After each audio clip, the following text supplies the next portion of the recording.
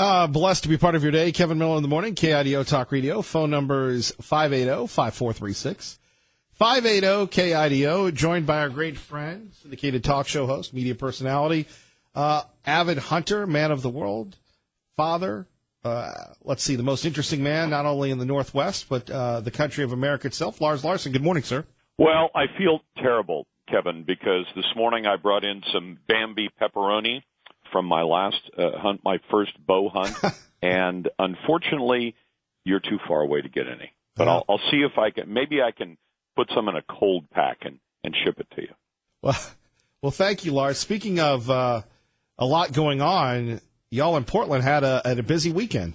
Well, it was an insane weekend, and let me draw the picture for you this way. There was not a riot, but there was a giant brawl in the downtown area. It involved two conservative groups called Patriot Prayer, organized by Joey Gibson of Vancouver, Washington, and the Proud Boys. Now, the opposition group was Antifa, the so-called anti-fascist group that claims it opposes fascism and then uses the very tactics that fascists use, which is violence and intimidation, to oppose fascism. If you can figure that out, like somebody advocating against booze by drinking a bottle of whiskey. It doesn't make any sense, but these folks don't either. They typically wear masks over their faces because I think they're either worried about being arrested or charged with the crimes they commit, and they do commit crimes, or they're just ashamed of what it is they're doing. I don't wear a mask over my face, and you don't either. You go by your own name, I go by my own name, and that's how we do it. So these folks, the Antifa folks, have basically taken over the streets of the city. In the last couple of weeks, we've seen them occupy downtown streets, block traffic, threaten people, and there's video of them threatening people, saying, if you don't do what we tell you to do, we're going to kick your ass, is the way they put it. So this group has taken over the streets. If any other group, like Patriot Boys or Patriot Prayer or Proud Boys, has the temerity to hold a march in favor of law and order and First Amendment rights, then what this Antifa group does is it attacks them. And that's what happened on Saturday night.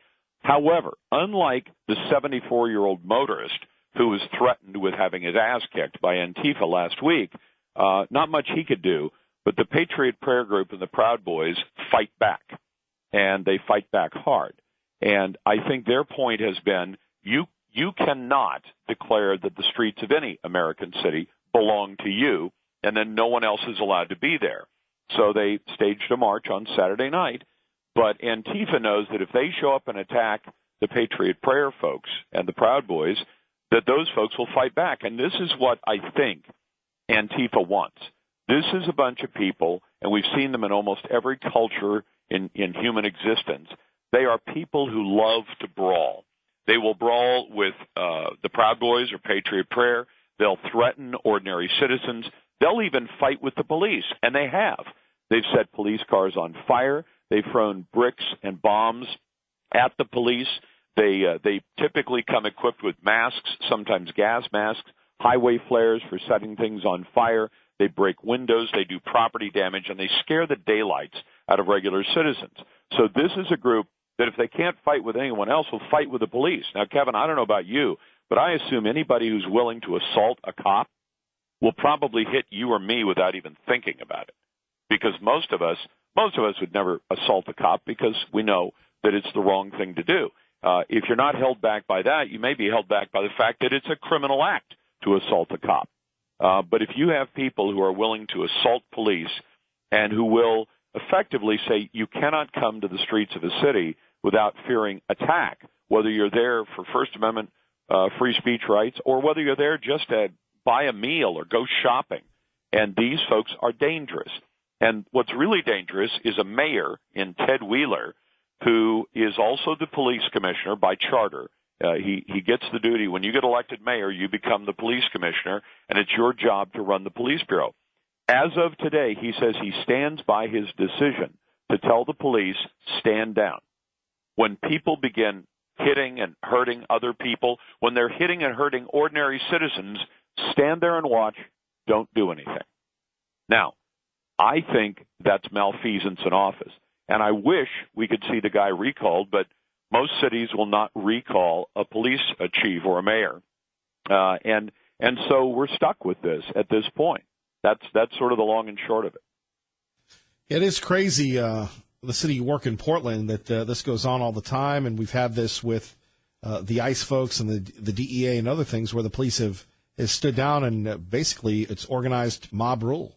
And worse than that, when the Occupy ICE crowd showed up and occupied an entire block and surrounded the ICE headquarters and said, we're going to shut these people down, the mayor came out and said in no uncertain words, I support what they want to do. I support the elimination of ICE. Now, just so people understand, Kevin, I'm sure you've explained this to your audience, but there are several layers that we have of national security in terms of our border. We have citizenship and nationalization, which handles paperwork. If you want to come to America as a green card or become a citizen, they handle that. Customs and Border Protection, CBP, guards the border. But once you get away from the border and you say cross the border of Canada up in your neck of the woods or on the south, once you get away from the border, CBP does not enforce immigration laws. ICE does. ICE is Immigrations and Customs Enforcement. So if you get into the interior of the United States and you're here illegally, ICE is the agency that is expected to catch you and charge you and in some cases deport you, many cases, hundreds of thousands of cases a year. And there are major American cities headed by mayors who say, we want to eliminate that agency, meaning you've given people a tremendous incentive to jump the border. Because if you can jump the border and get more than 100 miles away, and that's the benchmark, because Spokane, for example, is less than 100 miles from the Canadian border. And Spokane has had an ongoing fight with CBP because CBP will go to, say, the bus station, and they will find people who've crossed into our country illegally, and they're allowed to do this because Spokane is within 100 miles of the Canadian border. If you're in a town in New Mexico or Texas or Arizona that's within 100 miles of the border, CBP is still working there. It doesn't mean ICE isn't. But when you get to Boise or you get to Portland, you get to Seattle, and you wonder who's going to enforce those immigration laws, it's ICE. And there are politicians now who want to eliminate ICE. So what's the incentive to jump the border if you realize that if I can get past 100 miles away from the border, it's ollie ollie oxen free, the way we used to say when we were kids. You're free to go. You're not going to be caught. And in the major sanctuary cities of North America, once you get into those cities, you'll actually have public agencies protecting you from enforcement of the laws. Now, I think personally that's crazy. There are a lot of laws that I have to follow that are both inconvenient and expensive for me and my family. I'm sure the same is true. And everybody listening on the radio, they may not think of it in these terms, but let's say you're a contractor and he's in his truck right now driving to work in Boise. And he's thinking, boy, I just had to write a check for that workers' comp payment that I have to make to cover my workers. And boy, wouldn't life be easier if I could just skip paying workers' comp. Well, you can't because it's the law. And that contractor's family would be thousands or tens of thousands of dollars ahead if he simply said, I'm not going to pay my workers' comp. If my workers get hurt on the job, too bad. Sucks. But they're hurt, and there's nothing that's going to cover their injuries because I decided not to pay my workers' comp. Now, if you told somebody that was your approach to business, I think they'd say, I want nothing to do with you because you're not following the law that was put there to protect Americans. And yet you could say, I'm just trying to get my family ahead. We're able to buy our house because I don't pay my workers' comp bill. Well, there's a reason. There's a law that says you have to pay your workers' comp. There's a reason. There's a law that says you can't enter the United States illegally and work illegally and identify yourself illegally.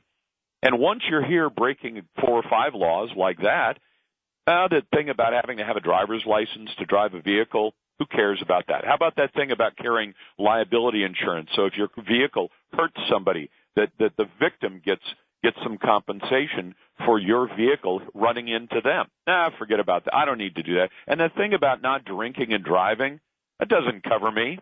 I've already broken 6 laws before I started driving illegally, before I started driving uninsured, before I started driving drunk. If I'm breaking 4 or 5 laws, why not break 4 or 5 more? That's the attitude of illegal aliens. Now, that's differentiated, Kevin, from immigrants. A real immigrant says, I want to move to America. And when I come to America, I will follow the laws of the United States. I will follow the customs of the United States. And these folks do not. So, when you have folks who just say, we're not going to follow the laws, and you have mayors, I imagine your mayor in Boise probably doesn't do this. Does he? Is he a believer in sanctuary? Yes, she? yeah, he is. He's a big lib.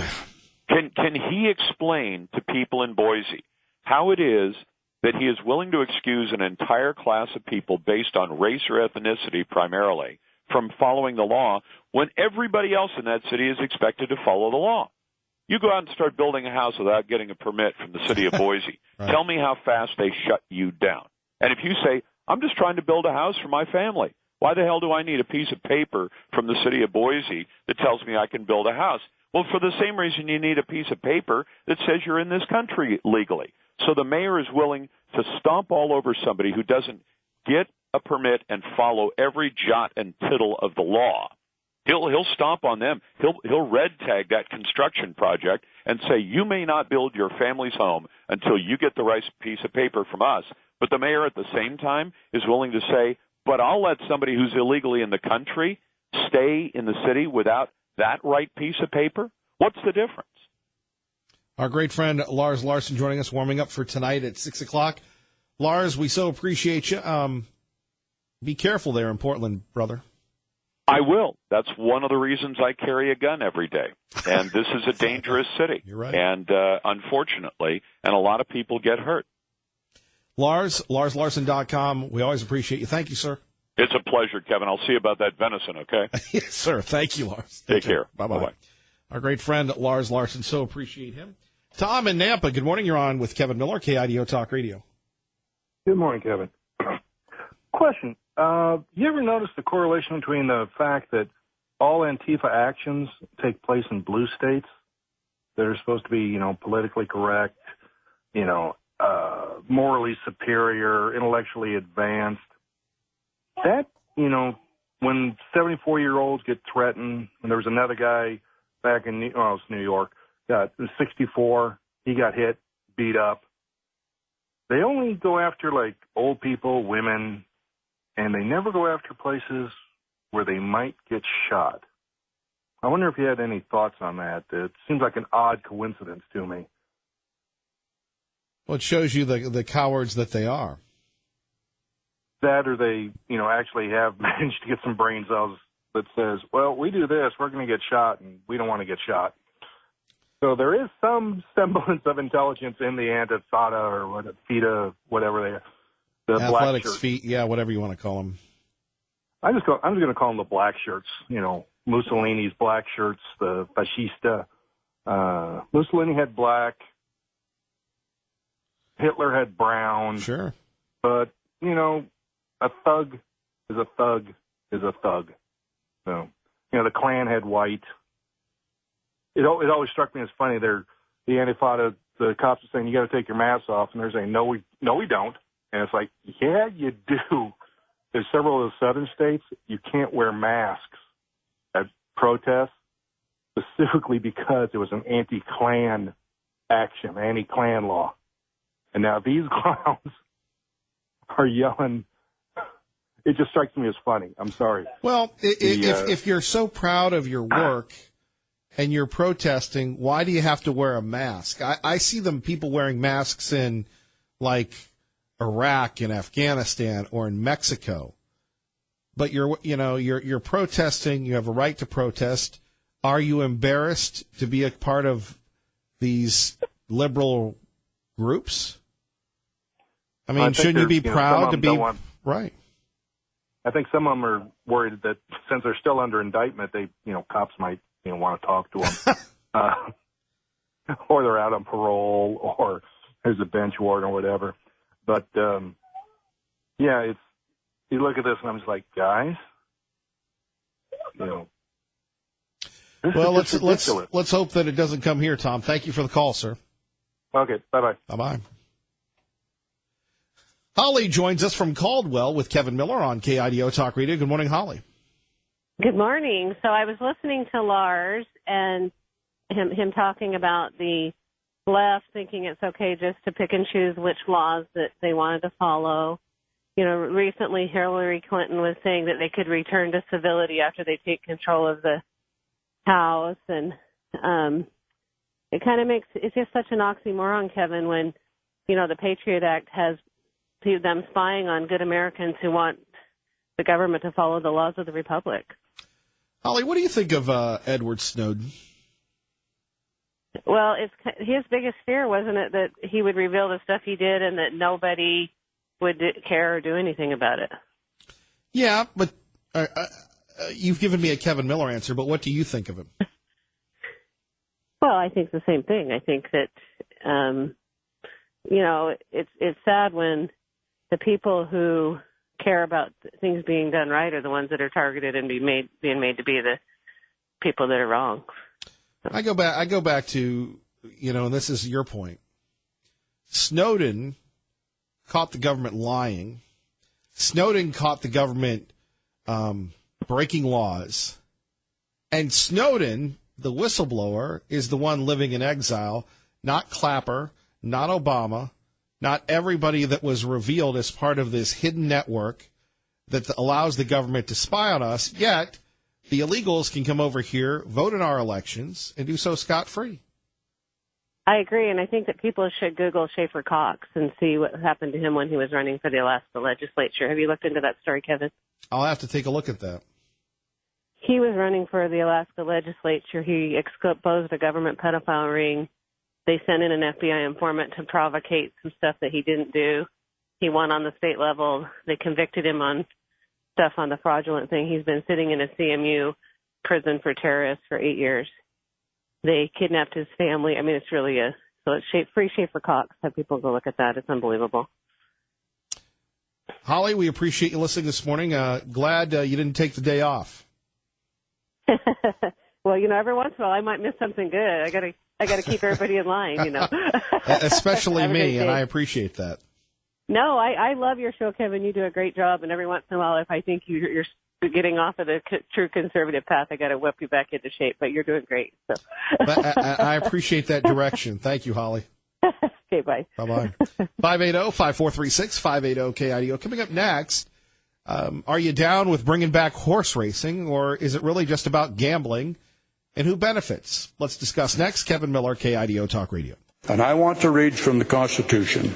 No activities permitted in subsection 1 shall employ any form of casino gambling, including but not limited to slot machines, or employ any electronic or electromechanical imitation or simulation of any form of casino gambling. There you have it, Representative Ken Andrus. Kevin Miller in the morning here. What is it, 4 weeks away from the election, something like that, maybe 3 weeks? Who knows? We should care. Look, it's going to be a romp between Brad Little and out-of-touch Paulette Jordan. We know that. We know Mike Simpson's going to win. Russ Fulcher's going to win. The lieutenant governor's race, that's going to be a challenge, I think. The state school superintendent's race, that's going to be a challenge. I think it's going to be a red tsunami, and I think the Republicans are going to sweep. That's not really it's not really going out on a limb here in Idaho, but you know, on the other hand, you have this issue involving horse racing. You have this issue involving Prop 1, Prop 2, and everything else. And a lot of you say, well, Kevin Miller, what's the deal? Well, we have people saying that, you know, let's bring back horse racing. And we have a lot of horse owners, and we're a horse business, and we're going to give money to the schools. You ever notice when anybody wants something, they're always going to give money to the schools? How about they give money to the Kevin Miller Morning Show? I think Ray Amaya would agree with that. We'd like you to give money to us. Oh, you do? That's what's called advertising. Duly noted. Traffic and weather together. It's Eric Everett. And I'm Kevin Miller on your home for Fox News on the radio, KIDO Talk Radio. Do want to remind you, coming up Wednesday, it is going to be our man Bill O'Reilly will join us at 7:35. We would love for you to listen, find out what's going on with Bill and what's next for him. Can't wait really to catch up with Bill O'Reilly. That'll be Wednesday at 7:35. We've got a what do they call that? We've got a rescheduled interview with Dr. Ahlquist. He's got a scheduling conflict, but we will work on getting him back on very soon. Coming up next, though, you've got the Boise mayor and the Idaho governor. What was it, last week, the week before, where they came out and said, look, we agree. It's bipartisan that we should go back to horse racing. Let the ponies run. Does that mean there's not much difference between a Dave Beater and a Butch Otter? Kevin Miller, KIDO Talk Radio. Good morning, Maggie. And early voting kicking off today. Kevin Miller in the morning, KIDO Talk Radio. So what was this? A few weeks ago, Dave Beater, this last week, the mayor of Boise, he and Governor Otter and a legion of other superheroes got together to say they've come out to support Prop 1, which would bring back the horse racing, or at least the machines involved in horse racing. And really, this prop will tell us what kind of state we are. Are we a state that, wants to bring back the horses, or a state that's concerned about the gambling? It's interesting because on one hand you have, I'm trying to think of who's spending the money for Prop 1. I can't remember. But I believe you have the tribe, the Coeur d'Alene tribe, spending money to get rid of Prop 1. So it comes down to you at 580-5436, 580-KIDO. Are you down with the horse racing machines? And you have people saying, oh, it's not a big deal, but it is. And then you have Representative Andrus saying, regardless, it's still against the Constitution. And, we go back to how did we get ourselves in this situation? It was Governor Otter who vetoed the legislation that eliminated the horse racing thing. That it was after the legislature expired, which then they took him to court and was quite embarrassing. Anyway, joining us now, John Decker from Your House to the White House on KIDO Talk Radio. Fox News exclusively in the Treasure Valley on 107.5 FM, 580 AM. John, how was your weekend? Hey, good. How was yours? Not bad, but you don't really get a weekend at the White House. I'm surprised Fox News just doesn't have a bunk there in your office if they could fit one in, considering all that goes on. And I mean, just because the president doesn't sleep much doesn't mean that you should not get at least 8 hours. Right. Well, I don't know if the White House would go for that, installing, as you suggest, a bunk in my office here at the White House. But I'm happy to get a few days off because, as you know, the weeks are quite hectic sometimes. The president traveling today down to Florida and also to Georgia to inspect the damage associated with Hurricane Michael, which hit last week. One of the most devastating hurricanes to hit the Florida Panhandle. The president will also meet with first responders and FEMA officials down there. He left about an hour or so ago, so it's going to be a full day, and he's going to be off the campaign trail, by the way. That he'll do later in the week. He'll be traveling out to Montana and also to Nevada, and he'll be in Arizona on Friday. So that's what's on the president's schedule over the course of the next week. Montana, interesting to see how he'll play in John Tester country. The president continuing to focus in on the midterms after he takes this break to rally the folks in Florida and throughout the South. Well, this is the president has said this over the course of the past 2 weeks or so, that he believes that the Republican base is energized, and he believes that the energy is on the Republican side after that contentious Supreme Court battle to confirm Brett Kavanaugh. And so we'll have to wait and see. Democrats, as you know, are saying the exact same thing, that they're energized. So that being said, we won't know for a few weeks as to which political party was more energized as it relates to gearing up for the midterms. And, as you mentioned, the John Tester race, that race, it's, I think, closer than he certainly would like it. But he's still, as I see the Real Clear Politics poll, still ahead of his opponent. And, the same thing is also the case in Nevada, where it's also very, very close, where you have the challenger Jackie Rosen doing very well in some polls, leading her Republican incumbent opponent. John Decker joining us. John, are people buzzing about last night's interview with Leslie Stahl at all? Well, certainly. The president doesn't do interviews for 60 Minutes that often. Last time he did it was right after he got reelected.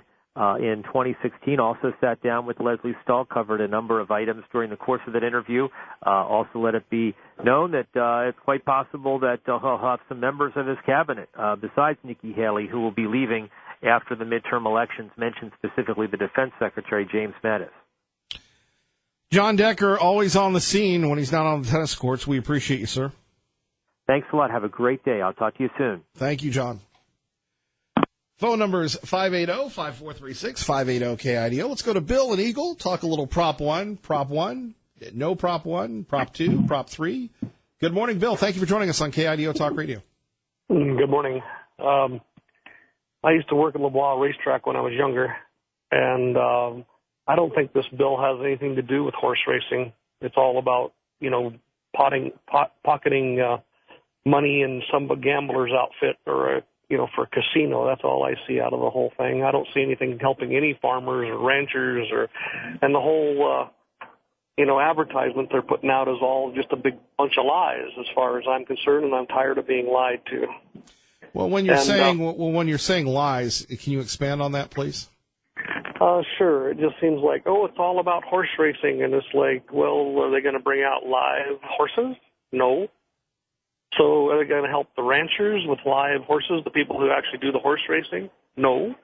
But yet they keep saying that. That's what I'm saying. But anyway, for Prop 2, I'm a no on that also.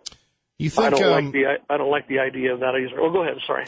Do you think Prop 1 will pass? I hope not. Well, but, yes or no, do you think that it will? I don't think so. Yeah, I don't think the people that vote are going to do that, but you never know. It's a fascinating thing to see how this plays out. Yeah, true, and I'm not much for Prop 2 either. I don't like the idea of giving somebody something that takes money out of my pocket and taxes. I think that, it shouldn't be that way. Who do we give control to? More control to the government to say who gets my money, and they don't do anything efficiently. Nothing at all. So I'm a no 1 and a no 2. Okay? Thank you, Bill. We appreciate you. All right. Have a great day. You too. 580-5436, 580-KIDO. Your thoughts on the horse racing? Many people believe that, look, this is going to bring back jobs. LeBois closed down. You could have LeBois back. You could have horse racing back. Is that a big enough segment of the economy that impacts you? 580-5436, 580-KIDO. Joining us now, it's the publisher of the Gem State Patriot, the beloved Tea Party Bob. Good morning, sir. Good morning, Kevin. The more I think about this racetrack issue, the more I just really don't trust the people that are going to be running this organization. After all, they kept money that they weren't supposed to, that was supposed to go to the schools the last time. How do you trust somebody who's already stolen out of your pocket? If their only goal is to bring horse racing back to the state, why do they need to make a profit? I mean, most of the guys that are involved in this are literally millionaires. Why not take the money and donate any of the proceeds to the schools and take a write-off on it? I don't hear anybody saying that. This is nothing more than friends of the old crony establishment sticking their fingers in the cookie jar again.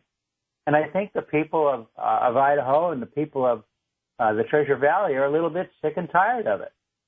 When it comes right down to it, gambling does nothing but hurt the poor. And we know that. They're the ones who do the gambling. So why take more out of their pockets? Don't they take enough already?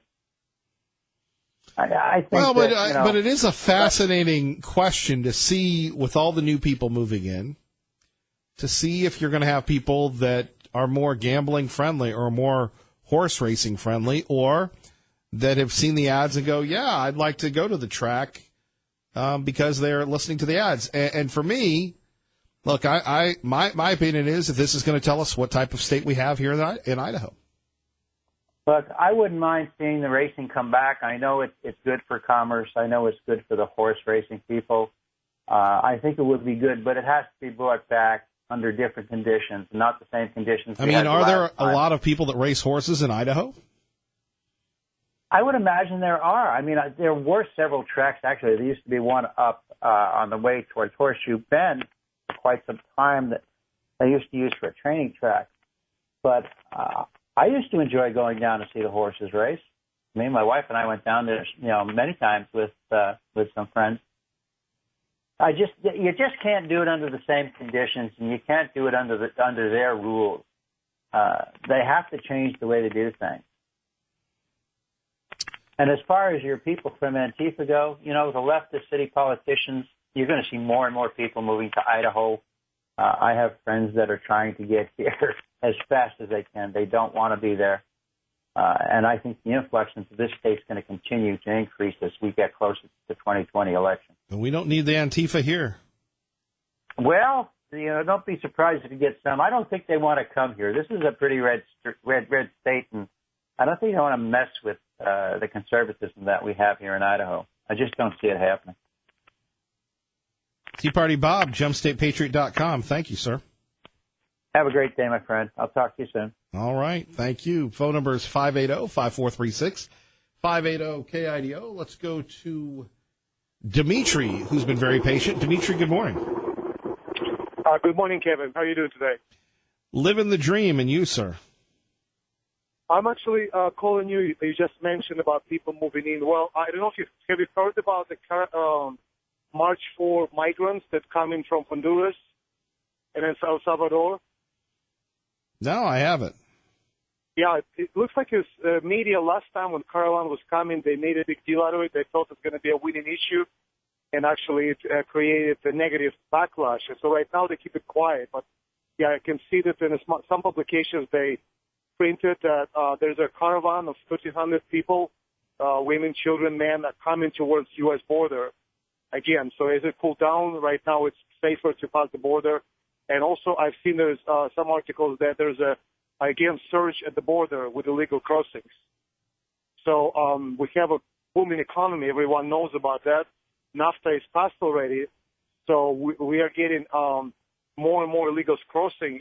It's from what I've seen, there's almost up to 1/3 of the jobs they've gotten, especially in construction industry, are being taken by the illegal immigrants. Well, Dimitri, we appreciate the call. Thank you, sir. Thank you, Kevin. Bye. Bye-bye. 580-5436, 580-KIDO. Let's go to the Patriot, calling in from Caldwell with Kevin Miller on KIDO Talk Radio. Good morning, Patriot. Good morning, Kevin. Thanks for the topic here. Hey, the horse racing thing here, Tea Party Bob here. I'm a conservative also, but, you got to listen here. It's been gone for 3 years, the horse racing. It brings jobs, it brings money to the community itself. The city council, they voted down on it eventually for the past 3 years, which is ridiculous. It brought in jobs, it brings in money to the schools. The schools got to manage their money well enough. We've had many problems that have been with the schools and mismanaging the funds. It doesn't affect the homeless in a sense. It's a discipline factor. I go to money to gamble if I can't afford to lose it or burn it. I can spend $20 at the horse race and spend all day. I went there, took my buddy one time. He put a trifecta. He won $600 on a $3 bet. It went back into the system. We had a barbecue. We did a lot of things. We put the money back in the system for the schools and everyone else. So it's ridiculous to say that it affects and it harms people. It's just a discipline factor.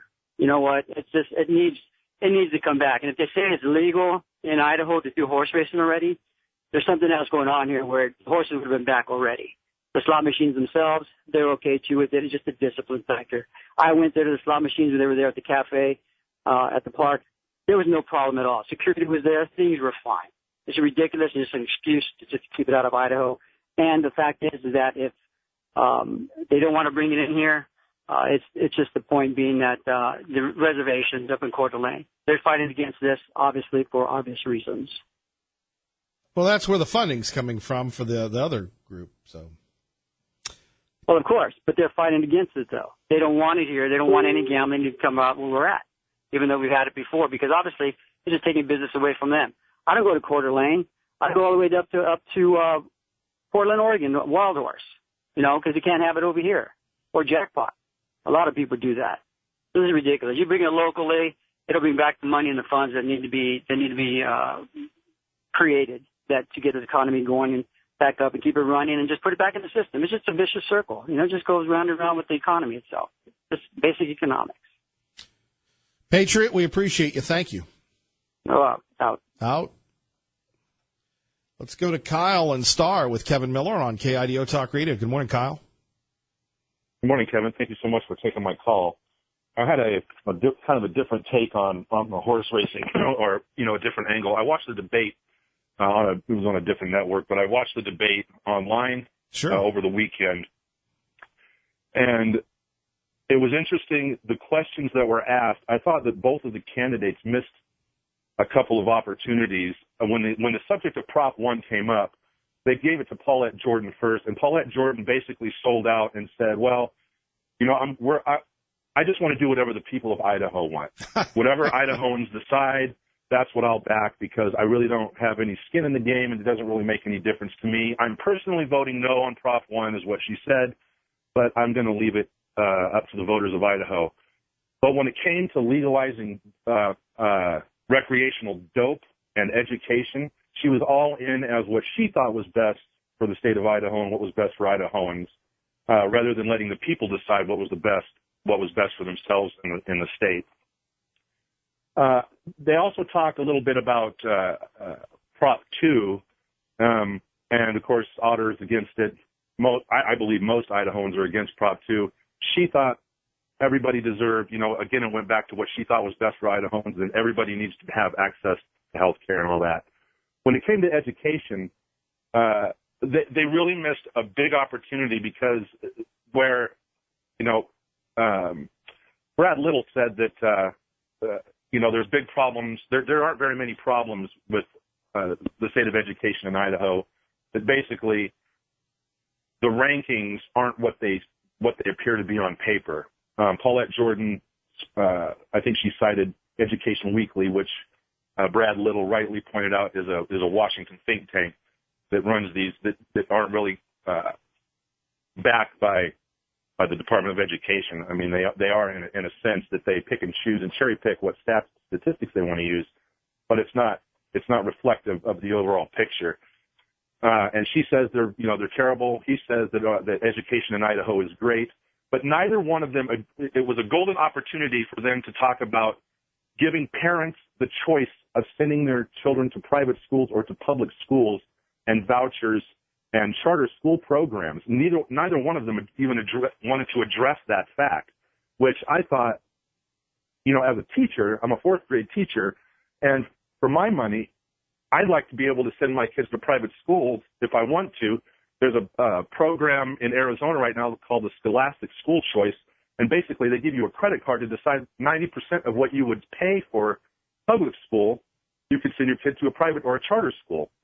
And what most people don't realize is that on a per pupil spending basis, it costs between $11,000 and $12,000 a year in taxpayer money to send a child to school in public school, where it's only between $9,000 and $10,000 a year to go to a private school. And so I thought they kind of missed an opportunity there. And the last thing I'll say is there was a gentleman that stood up and asked a question to both candidates. What do you believe is first an Idahoan? And what do you believe is an American? It defines an American. He said he moved his family here from California about 8 or 10 years ago. Spent 4 years in the Marine Corps and wanted to raise his kids in a better place and raise his family in the state of Idaho.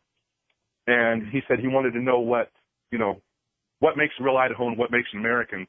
And basically, Paulette Jordan said, well, if we're going to talk about what's a real Idahoan, my people have been here for over 3,000 years, and my people been in North. I'm sorry. I'm just saying, my people. Okay, Paulette. Yeah, my people have been here for 3,000 years, and they've been in North America for over 7,000 years, and that was So if we want to talk about what real Idahoans are, I think as a leader and as a proven leader that I'm that we're all real Idahoans. And then Brad Little said, well, it doesn't matter if you've been here for 7 months or for 7 years or 3,000 years. We're all Idahoans. We all need to get along and grow the economy and all, be together. And I thought, neither one of you answered the question. What makes an Idahoan and what makes an American? How was our legislature designed to operate? What are some of the values and principles that you support as a citizen of the country and as a citizen of Idaho? And so it was, I think Paulette Jordan basically came off as 100% politician. She was on the stump, and Brad Little was talking as one of the people, which I think resonates more. But she was all about, I'm a leader, my opposition is not. She kept referring to him as her opposition, and I thought that's a common trait. Kyle, I got to run, but appreciate your thoughts, sir. Yeah, thank you. Have a good day. You too. Kevin Miller, KIDO Talk Radio.